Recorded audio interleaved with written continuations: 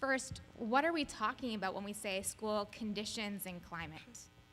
I think the easiest way to think about it is just it's how you feel when you walk into a school, whether you're a student, an educator, or a family member. It's the conditions that allow students to learn, staff to teach, and families to support their students. Many of the aspects are intangible, but one things you will see when you go into a school that has a positive school climate, positive school conditions, are a commitment on behalf of everyone to meeting students' social, emotional, physical, and academic needs.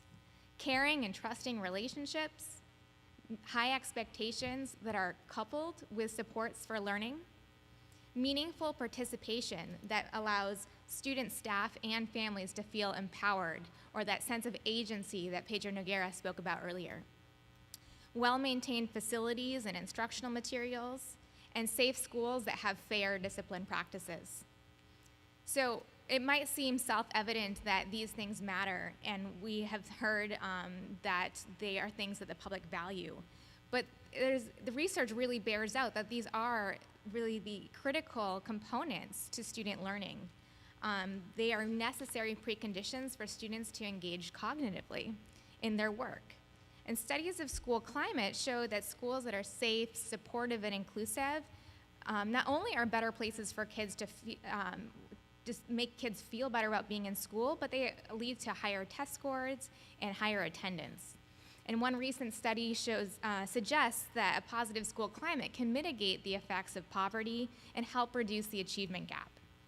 Schools with positive conditions for staff, there's a whole body of research on how when teachers have the opportunity to collaborate and are supported by their administration, those positive conditions keep teachers in school longer and also lead to student achievement.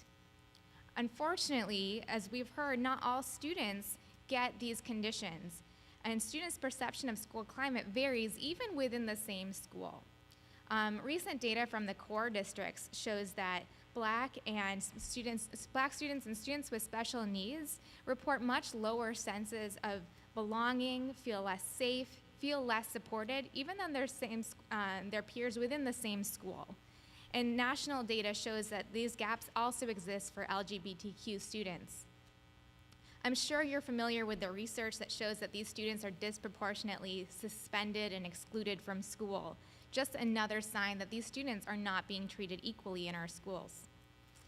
The good news is, and you're going to hear about it in our panel today, schools really can improve their climate. School climate-related programs such as social and emotional learning programs, restorative justice, PBIS, and different ways to engage families and reduce absenteeism, they've been shown to work and improve these conditions. And California has signaled that school climate and conditions are really important. We have made them priority areas under LCFF, along with parent involvement and student engagement. But these priorities, I would argue, get much less attention than academic achievement, which is one priority of 8. And we'll talk about today how these are, again, the necessary preconditions for that academic achievement. So the state has convened a couple of working groups, the Climate and Conditions Working Group, on which Erin and Glen sit, and the Ad Hoc Parent Engagement Group, in which Glen and Araceli are participating. And they are looking at these conditions and thinking, how can we more systematically and more clearly measure these constructs that are so important to what's actually happening in our schools? And we'll also talk about how they're going to be releasing recommendations soon, both groups, that the state board is going to be voting on, actually even in the November board meeting coming up. So thinking about how we can, as a state, support these inclusive and safe environments more systematically. So now I'm going to pass to the panel who can put into their own words what school conditions and climate mean to them and why they're important. And for this question, we're going to have everyone answer. Araceli, would you mind starting? Definitely. Well, for me, I'm a parent, and I have 2 girls, and they're the most precious thing that I have in life. And so consequently, when I'm dropping them off to school, part of what I expect in a positive school climate is that first and foremost, they're gonna be physically and emotionally safe. But they're also gonna be in an environment that is gonna challenge them and stimulate them academically so that they can learn. I also expect that they, along with their classmates, are gonna have access to every opportunity that's gonna be available to them so that they can be college ready, and that they're gonna be supported as needed. Now, as a parent, I feel like when educators signed up to work with children, they also signed up to work with families. And so I expect to be included, welcomed, respected in this educational process. And that means having timely, ongoing, two-way communication and consulting with me, not just notifying me about decisions about my children's educations, as well as consulting with many parents on school decisions. Well, thank you, and I would really concur with Araceli's comments, but you know, it's the LCFF really recognized the critical nature of school conditions and climate by making it one of the 8 priorities, as Hanna mentioned, and I think that comes out of many years of experience in our state. And I might be the senior member at this table right now, but I've spent over 30 years working in public education in the state of California, starting out as a parent activist, and I got so involved in my kids' schools that I eventually became a school board member in the West Contra Costa Unified School District, and I sometimes actually introduce myself as a recovering school board member. But you know, what we've just seen time and again with our experience as parents, as advocates, as board members, as policymakers, is this critical nature of school conditions and climate as being the fundamental kind of climate setter, condition center for the positive experiences that our students can have in their schools. And I would also argue around the positive nature that a school can represent as the hub of a community, and being able to evolve into that role really depends upon the kinds of climate that we set on the school site. Well, I'm one of the 4.6 million students of color in California. Both of my parents immigrated from Mexico to the US when they were teenagers, so they didn't really get the chance to get a higher education. And because of that, sometimes I lack academic support. Even when my mom would want to help me after the 4th grade, she couldn't help me with my homework anymore. So that was definitely something that I struggled with transitioning into high school. But I think a positive school climate to me is something that helps overcome those types of obstacles, because I'm not the only student that goes through things like that. So I think meaningful connections with teachers is something that's helped me a lot along the way, and I think every student should have a chance to experience that. For example, one of my teachers, her name is Ms. Huerta. She's definitely one of the teachers that I have that connection with. And an example is when she shares her journey about what it was like going to college as English as her second language. It really shows the type of obstacles that she went through, and I can definitely relate back to her and her identity, and that helps me, you know, be able to think of my dreams and aspirations for my future. They seem more obtainable thanks to that. So. Aaron? Yeah, I just would underline some of the things you guys have already said too. I think it's I'm a school principal, right, an elementary school, and it's ultimately we're there to serve our students and have our students feel connected and engaged in things. But if we don't care about our families, we're not really going to do anything. And then I would extend that also to staff. I think it's the relationships, it's being connected, it's being engaged, it's high expectations. I think it's for students, staffs, and family. I think we have to all believe in one another all the way across the board. And ultimately, of course, we're there for our students. That's the priority. But if we're not engaging the adults also in this climate, then we're going to fail. But I look at it like a parent too. I mean, I look at my school every day as a parent. I have a 4th and a 7th grade daughter. So, and I think, you know, if my bathrooms aren't clean, that's another place where we don't have a caring and good school conditions. I mean, we've got to. That's a place that can really affect you in a lot of ways if you feel like you don't even have facilities there. But it's also being really inclusive and making sure that we're taking lots of feedback and sharing in our decision making and our action. Well, before I start in on school climate, I just want to say hello to this room full of very talented stakeholders. It's definitely a privilege for me to be up here speaking to you guys. And also just wanted to thank EdSource and Learning Policy Institute for hosting this conversation. So I was up late last night thinking about this question, and the best way that I could answer it was this. Positive school climate is kind of twofold to me. And basically, I kind of get a glimpse into it every morning when I head into Oakland High. Before the building wakes up, the hallways are empty.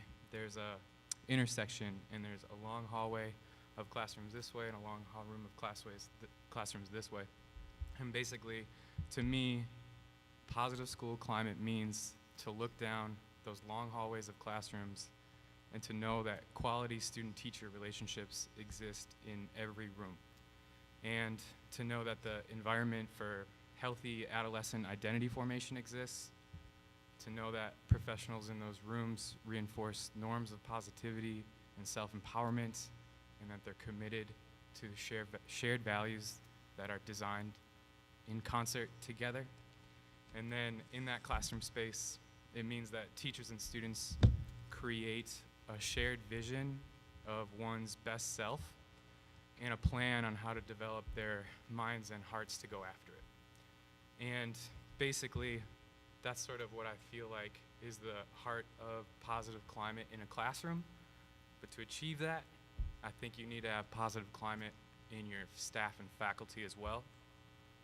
And for me, what that looks like is the faculty needs to be proactive and resilient, and so that they can adapt to the events of the school year. And that means that they need to have relationships with each other so that they can lean on each other for support through the tough times of the year.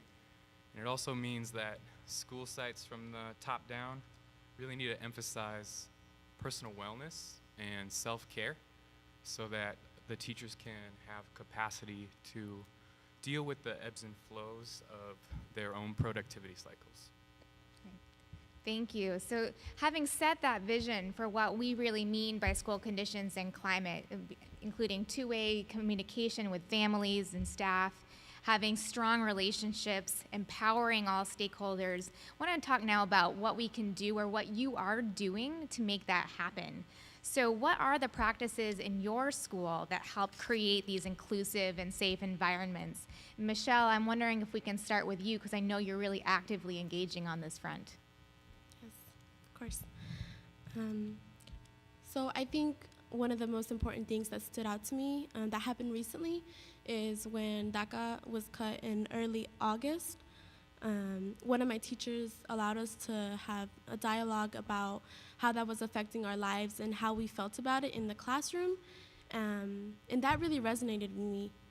I've definitely felt more connected to my community and to my classroom when she sat down and talked to us. You know, I know that this happened. I know that many of you may be under DACA, or maybe your siblings or somebody you know. And she recognized that it does affect how we perform in school because different things could be happening outside of our academics. And I'm glad that she recognized that. And a couple of students actually did take it to heart and shared their story about it. And I think that definitely helped create a safe environment for all of us, and it helped us feel more comfortable and accepted in our school. And Erin, I'm wondering if you can follow up on that, because as a school leader, you are one of the people that's in charge of creating some of those structures and those conversations for students. I mean, I don't want this to sound like it's super easy, but it's just, it's a cliched word. It's the word empowerment. I mean, it's shared leadership. We have shared leadership practices that include our teachers and our staff are part of leading the work we're doing. Our parents are part of leadership, and our students are in it. And even in elementary school, our students are leading things for us authentically. And I think, and maybe it's not just shared decision making, it's also shared action, like doing the work together. And so taking things on together. I don't know that, I mean, I think it's simple on some level. I think it's what Sam's talking about with just this having this resiliency to be able to problem solve. Why are we just having this live with the adults? Our kids have great things to offer too, and great insights on what they need and what's going on, and so it helps us be responsive. So I think actually just making sure that we are inclusive in voice. Is there an example you can share from your school? Well, you know, one of the things I think a really practical example kind of came up in the video too is talking about including restorative practices as part of our school-wide training and practice, and making sure that we are thinking about actually how do we, when we have conflicts, when we have things, how do we talk to one another? How do we problem solve? How do we repair harm? And so I think that's one for sure. I know Sam can speak to that as well. Yeah. So I just want to add that the most powerful thing that I've seen in the world of education since joining 5 years ago is student facilitated restorative justice. And essentially my experience was I started at Richmond High School in Contra Costa District and was there for 3 years. My first year that I was there was the last year of the authoritarian style of discipline, where it was suspension if you do wrong, essentially. And then the next 2 years were under the restorative paradigm. 1,173 incidents from the suspension model down to 360 for the next year, 367 for the next. But the thing to me was not that the numbers were lower, it's that the student facilitators internalized the restorative principles and developed agency in their own identity formation. So it was a win-win because there was constructive accountability for students receiving discipline, which reduced the rates, improved the culture, but also the peers who were doing the work, the end-to-end conflict resolution, were learning from that experience, and they were developing agency in their own identities. One thing I'd add to that too is I think, you know, restorative practices, it's time, it's money, it takes a lot of work to put in place. That when, you know, 6 years ago we made a decision to transform our community and our school as a community, and we didn't have restorative practices in place that day. We just started with, what's another way to do this? I mean, the year before in elementary school, it suspended 70 students, right, out of 600. I don't even understand it. But just in us as the adults asking ourselves, what's another way to support this student? What's another way to deal with this problem that we've been handed, or something, you know, where there really are some serious problems where things are going on? We thought, let's just try something different, because isolating them, separating them, I mean, are we trying to make them pay, or are we trying to change behaviors? And so I think that's the place where it started. And then restorative justice and practices became a very practical way for us to do it. But we had a palette for it first. Mm-hmm. Now, Araceli, I know you're going into schools where these practices are not always in place, and especially not in the way that schools are interacting with parents. Can you share a little bit about your experience and then some of the constructive steps you're taking with schools to engage families and their students better? Well, at the moment, I'm a grantee of a professional learning network from CCEE. And so part of what we're doing is working with 4 school districts in Southern California, or LA County. And so part of what we're doing is reviewing there's a lot of outreach, a lot of research, to the point that it can be confusing as to what's the most effective, where do I start? And so part of, after having a discussion and assessing the issue, was really to clarify, you know, what are the main basic frameworks, and what are the capacities that you need to build in order to implement these strategies effectively. And some core components, you know, are, for example, building trust. How do you build trust from the beginning? How do you establish multiple ways to communicate with parents so that you can build that trust? And how to set process and procedures so that you're responsive to various situations that can lead to having negative experiences from students and families, such as not having fair and clear discipline policies, or systems ready to respond to bullying cases. Because when a parent is really affected when their child tells them that they're being bullied. And if they don't feel that the concern is being taken seriously, then oftentimes, that can lead to other actions where either they're submitting complaints or they're trying to investigate things on their own. And so it's having those systems to be able to respond and having, as mentioned, shared leadership and dual capacity opportunities so that staff and parents can learn together on new laws, on budgets, curriculum, data analysis, so they can have a shared understanding about their school so that they can take action together, as it was mentioned. So Glen, Glen is facilitating the Climate and Conditions Working Group among other groups at the state who are thinking about how can we make what is happening in a school more transparent. And can you tell us a little bit about the recommendations that the group is going to be bringing forward and how that might help us improve schools' climates and conditions? Well, as you know, it's one of my favorite topics, so I'd be happy to. And I think that taking off from the discussion we had earlier around local control formula and our state's commitment to include school climate as one of our 8 state priorities, probably need to just continue to think about the development of policy in that area. And one of the things that I like to think about when thinking about policy is really remember an axiom that was taught to me by one of my mentors is really that good policy needs to resemble good pedagogy. Good policy needs to resemble good pedagogy. We would never, from a pedagogical standpoint in our classroom, treat a classroom as all being identical and students being the same. By the same token, in terms of policy, we need to remember that one size does not fit all, and in a state as great and diverse as the state of California, where we have 1,000 school districts and 10,000 schools, our policies need to be very robust and very flexible. But that said, we need to just remember that not all students in our country and in our state have the same experience. And the recent, as Michelle mentioned earlier, some of the recent dialogue or just kind of conversation in our state around immigration is a case in point. And that's why Superintendent Torkelson convened the Beyond Safe Havens panel on September 22nd, particularly to highlight what are the needs and policy responses that we need to put in place in relationship to our immigrant students. We have 300,000 undocumented students in our schools, 1 million students with an undocumented parent. We need to be responding to their unique needs. By the same token, we know that we have extremely disproportionate discipline actions going on with students with disability and students of color in the state of California. So responding to all that and responding to the policy imperative coming from Priority 6, School Climate, in the local control funding formula, the School Conditions and Climate Work Group has been working for over a year to put together a really robust set of recommendations. And I'd like to just highlight a few.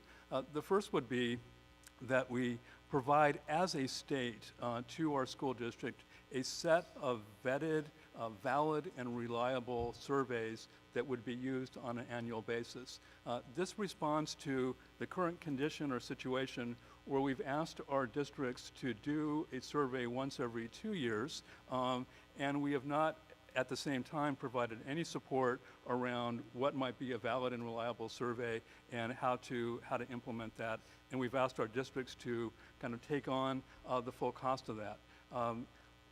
That just from the get-go creates a situation of inequity where districts that have more resources, more ability to invest in a valid and reliable survey are able to do more work around school conditions and climate, and districts that have fewer resources and less ability to invest in school conditions and climate surveys and data are able to do less. So it's exactly the reverse of the situation that we're trying to address. The working group has come back and said, let's do this as a state. We can do this, California. We can provide valid and reliable surveys to our districts and let them do that, and we can pay for that as a state. It's going to require an investment, and that's going to be tough in these times where resources are scarce. But that's one example of a recommendation that I would highlight. Accompanied with that, and accompanied by our state's philosophy of accountability and continuous improvement, working together, the working group has come forward and said the statewide system of support now needs to provide support and capacity building to our schools and to our districts so that kind of data can be used effectively. So we can see all of our schools in the state doing some of the same kinds of things that Principal Brengard is able to do at his school. And in this panel, we have had conversations about how we have had different experiences with school climate surveys. So I'm wondering if, Michelle, you can share your experience, and then Aaron follow up with both kind of what are some of the missed opportunities, but what we can do to really seize on this data and use it for school improvement. I think I might have a little problem answering that question because I do fill out a school climate survey every year since I think my freshman year. So what my school does is usually the principal sends out an email with the school climate survey and asks us to fill it out. And of course I do because I know what it is and I know that it's important, so I do it. But a lot of my peers, they don't feel the need to fill out those surveys. I think that's something we need to work on. Also, I don't get to see the results of those surveys. I don't know what happens with the results of those surveys, and I also don't see any changes in my school after those surveys are, after they give those out. I think there needs to be more visibility with that. I think it's definitely a great resource that we have and that we should take more advantage of. Is there anything you wanted me to add? I think this is a great time, Aaron, for you to share what you are doing with surveys in your school and how they have helped you build the safe, inclusive environments that we want for kids. Well, so what I would say is that, with the work on the climate and conditions work group, it's been very eye-opening for me, as a site practitioner, to see how authentic everyone in the room is trying to get this right for California kids, right? And then, so then what's the and what? Well, so what happens is to see the origin of it and watch where it happens, and then also watch how that now has to be filtered through what palette our state board has, right? And so then it has to be filtered through politics a little bit in here, where we whittle away a little bit of some of the authentic pieces to it. And then it's down about local control. And I'm a supporter of local control, but it doesn't necessarily mean site. That doesn't include necessarily, as a site leader, that site is getting this, because sometimes some of these things that I'm watching happen that are done with very, very well-intended and very thoughtfully done, come down to being a checkbox.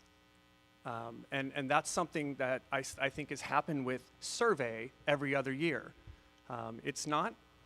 It's something that I think it's super important to be surveying and collecting feedback, and it's in a very effective way for us. And if we have vetted and reliable surveys, then we know what we're doing. We don't have to write them ourselves. I think that's our state needs to support that part. We certainly support the priorities around state academic testing. What's the academic number? What's the amount that state testing costs? Oh, it's well into the millions of dollars. I bet higher than just millions, though. So, I mean, the thing is, so it matters. Are we putting resources behind these priorities? We have 8 priorities. Did we decide that one is more important than the other? No. Actually, on some level, I think we've found out in the work group that priority 6 might be a heading to some other ones. That to have a great school climate and conditions include priority 1, having those basic conditions. It includes parent involvement. It includes student and pupil engagement, access to materials, high standards for students. All these things are interrelated. So I'm glad it's there, but it definitely needs to be backed up for sure. So the thing is, a survey is a starting point. So yes, let's get a survey and let's do it every year because we have kids every year. We should be asking them what they're thinking every year, and then you start there. The next conversation though is looking at that and then talking to people, right? When I give a staff survey, I have to then get staff in small groups and talk to them about what those results are. When students are doing it, we pull focus groups and we dig deeper into what's going on. We openly share those results with our parents in parent meetings. It certainly shouldn't be hidden by any means. And actually, I think the thing that matters about the survey is not that I gave a survey, it's what did I do with it. I can't control everything that goes on in my site. If there's police action in the neighborhood, kids don't feel safe at school. I didn't create that action. I have the responsibility, though, to make them feel safe at school when this happens. When our president makes decisions to pull policy or fears that there are ICE agents in the neighborhood, that affects my school conditions and climate.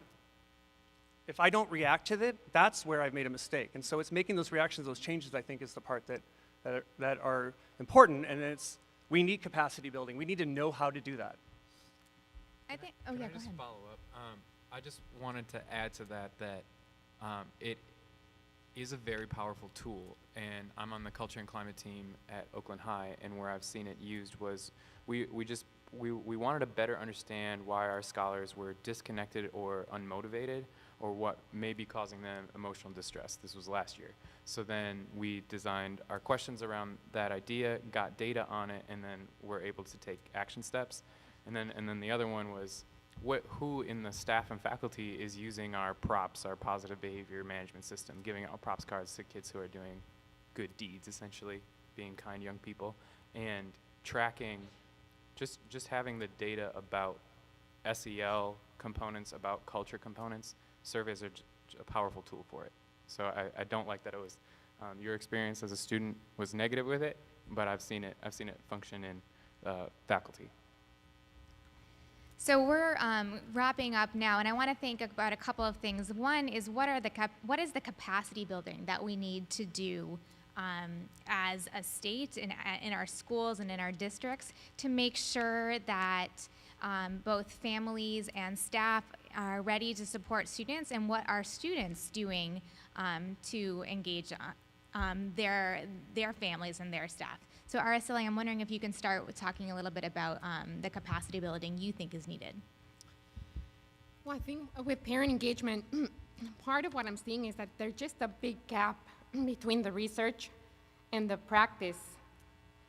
And so teachers and administrators are just not formally trained on effective practices, core beliefs that are foundational to effective parent engagement.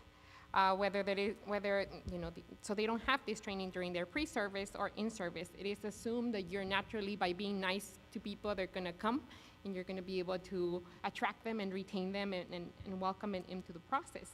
But that doesn't address, again, that given that differences in various populations and that diversity within a school, that there are barriers to that happening just naturally, because there's differences in language, education, culture, and with that comes implicit biases and an ability to be able to relate in a culturally competent way. And parents also need to learn their rights and responsibilities and how to navigate the system effectively in order to advocate for their children. And so there's a big gap, again, between what the research says and the practices, because when it comes to parent engagement, a lot of what is happening in our schools is what has happened year after year, decade after decade, without really adjusting the practices to the current needs and to the research. Mm-hmm. And so part of what I would definitely advocate is for more training. So again, teachers and administrators can have that. And right now, as I'm working with districts, the question is, well, how do I change this? And oftentimes, they feel content and they feel satisfied with what they've been doing. So we begin with, so it's a little bit difficult because I think, let me give you an example. When it comes to baking a cake, it requires several ingredients that need to be battered together from the get-go so that the baked product can be fluffy, moist, tasteful. And I see parent engagement, I equate that to 1 or 2 eggs within the recipe. If you don't add the eggs at the beginning, you don't have that consistency so that when the cake is cut, it doesn't crumble. And so with parent engagement, part of what happens is that our educators are like the bakers that have learned to bake the cake without the egg, and they're trying to put the egg after it has been baked. And so it just doesn't stick. Thanks.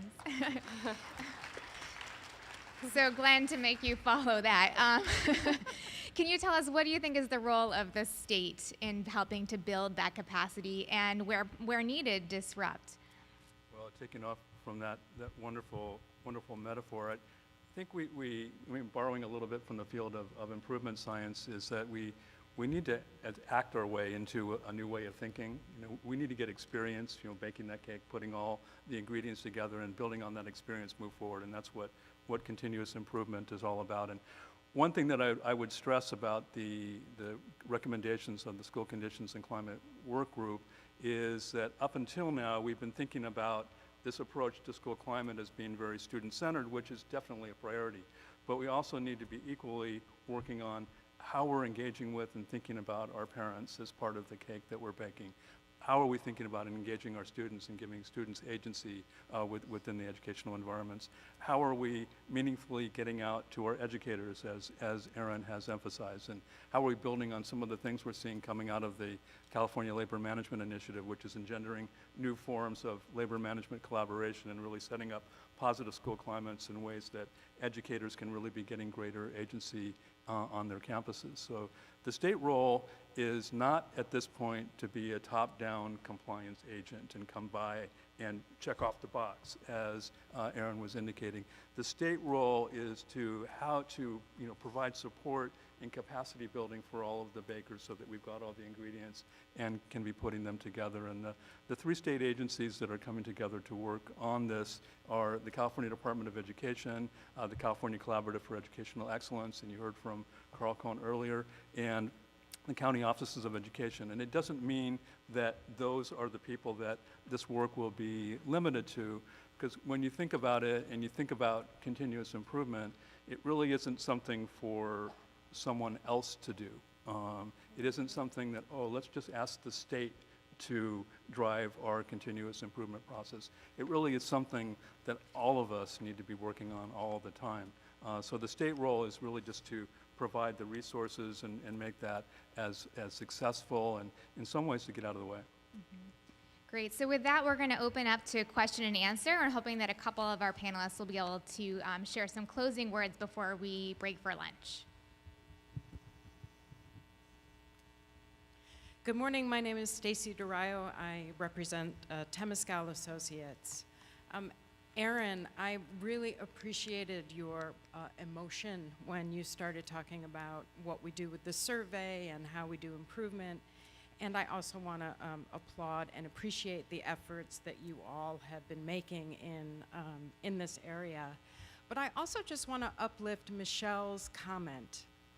Michelle said she takes a survey every couple of years because somebody asked her to, but doesn't see the results and doesn't see anything different as a result. And it's true that you can't control what goes on around you, but you can sit with students and say, if safety is our priority, how shall we handle this? And get input from the students. And that's one thing that I didn't hear in all of this conversation. I heard talking to students about the survey results, but not saying, let's engage you as a partner in how to solve the problems at school. I think that's a great opportunity. If we can get Michelle, if you would share what you're doing with relationship-centered schools, since that really is students engaging with the staff and their leaders at their school to have those conversations, I think that would be really on point.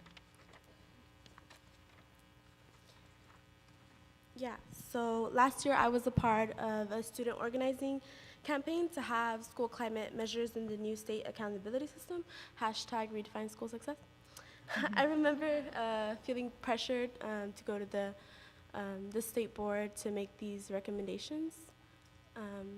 As for the relationship-centered schools component, Californians for Justice has been working towards getting this implemented in our district. So we have 3 early adopter schools we're working with right now. And with the relationship-centered schools part of it, we are taking into account what students have to say about what they think our schools need in order to thrive and be successful in a global society, and we are incorporating that into our campaign to have this in the 3 schools, which involves investing in meaningful relationships between students and staff, giving staff that support that they need, around trainings and restorative justice practices, et cetera, and also valuing student voice. is something that we're really big on and we find super important, which is why I have been given the opportunity to be up here today. It's just one of the many things that I've been able to do with CFJ, you know, to get my voice out there and my opinions. So that that's something that's happening in the Eastside Union High School District. Aaron, did you want to follow up on that? I was to say, if I didn't say it, I definitely mean to emphasize it. It isn't just about talking to students. It's definitely an entry point, right? The entry point's you do a survey, then you have to go speak to people about it. But I fundamentally agree with you. It's shared decision making and shared action. It's students, it's staff, it's the parents, it's other members of the community. It's all of us being involved in this. I don't think it's certainly. I'm supposed to be in charge of it, but I am just a servant to this work for sure. This work has to be done by everybody. And Hanna, if I could just add on real quickly, one of the additional recommendations of the working group is to make a minor modification to our local control and accountability plan and ask all developers of those plans not only to share the data, but also to share what they've learned in analyzing that data, and then how they've talked about that with their stakeholders, and then subsequently how that's been incorporated into the plan. Great, good point. Next question. Hi, I'm Lynn Kep from New Teacher Center, and we administered the TEL, Teaching, Empowering, Leading, and Learning Working Condition Survey for about 10 years. And Richard Ingersoll, we're about to release a report on October 23rd where he's been looking at teacher perception data related to student achievement. And we found significant correlation with teacher perception and student achievement in terms of high quality student achievement, and it's really a huge gap in high poverty schools. And so I'm just wondering, when you think about the educators, it's their perception of their working conditions, and we have research that shows it significantly impacts student achievement. It's not just the social emotional learning, but it's actually what they perceive about their role as teacher leaders and the voice of their school leaders. So is that something you're incorporating as well in your surveys? So I think the brief answer is that yes, one of the recommendations is that all stakeholders, families, staff, and students be surveyed because of exactly the research that you're speaking about, and the importance of staff collaboration and trust and professional development in setting those conditions. And I'm wondering if, Sam, you can speak a little bit about some of the conditions that you have found you need to be supported in so that you can do your job. When I was a first-year teacher, they were short on chemistry teachers in Contra Costa, so I got signed up for 120% schedule, teaching 6 blocks, and my AP section had 63 enrolled, and there was a double classroom with stadium seating for 30 on one side, and then a lab that held 28 on the other, so it was a full house every day. And looking back on that, I think it's madness. There was no way that I was set up for success. There was no way that those kids were receiving college-level science content from me, a rookie who just moved out here. So when I think about just the facilities piece that you said, it is another plate that teachers are forced to spin, and there's tons of moving pieces around us as is. So it contributes to the feeling of everything's coming over the walls and I'm sinking. And then what I think is helpful is when a relationship is built between a veteran and a new teacher so that they have some structure in how to move forward, because the situation is what it is and you have to operate from there. And that's my answer, is to have a structure in place at a site so that new teachers are being matched up with veteran mentors. I think we have time for 1 or 2 more questions. Hello, John Affeld from Public Advocates. Aaron, I appreciated your comments about the need for shared decision-making and shared action at the school site. And Glen, you had similar comments about that's where the state wants to go. And the continuous improvement is only going to work if that happens. So my question is, what are the state policy levers we're in this crucial year where we're designing the support and assessment system at the state level. So what are the state policy levers that can make sure districts and schools at the local level are asking the right questions to ensure that shared decision-making and shared action are going to happen locally, and that the relationships, because most of the dysfunctional schools I've seen have been because there's a breakdown in the relationship between the principal and the district office, between the teachers and the principal, between the students and the teachers, the community and the school. How can we make sure those relationships are examined and addressed in a positive way so we get to this shared sense of agency locally? Sure, I'll start on that. Thanks, John, for that great question. And I think, you know, one of the things that we would all recognize about relationships is that there's no way that the state is going to ensure that everyone has a positive working relationship. What the state can do, though, as you mentioned, is really maximize to the greatest degree possible almost the exact polar degree opposite that we did under No Child Left Behind and the Public Schools Accountability Act, the policy levers at our disposal to make sure that we don't get in the way and that we provide the conditions and resources to make that work as flexible as possible. So some of the ones that are available to us are the ones that we've already referenced. The State Board of Education has already said that the California School Dashboard is going to be something that's subject to a process of continuous improvement itself. So we need to model as state agencies the kind of relationships and the kinds of actions and the kinds of processes that we're asking our LEAs to do.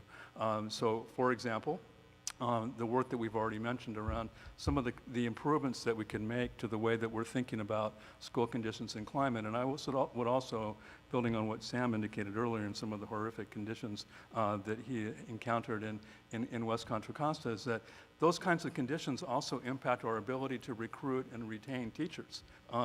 And Dr. Saul Rubenstein in his work has demonstrated that there's a close correlation between those kinds of conditions and our ability to retain and recruit a high-quality workforce, which is so critical for California at this point. The other piece that we probably, I'm sure, don't have a lot of time to go into that we can be looking forward to is as we move forward with the continuous improvement of the LCFF, California School Dashboard, we're also now in the process of implementing the state's plan for the Every Student Succeeds Act, and that provides us with another opportunity to both resource and move forward with some big improvements.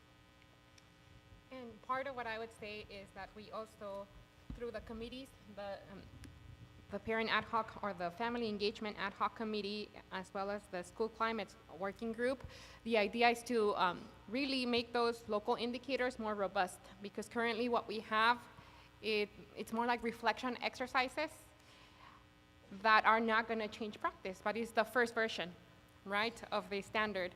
And so we need to continue working on them in order to strengthen so that these are meaningful set of local indicators. And I would say another lever is definitely to strengthen the reporting requirements, because as we have it, you know, they're not necessarily need to be part of the dashboard at this moment, right?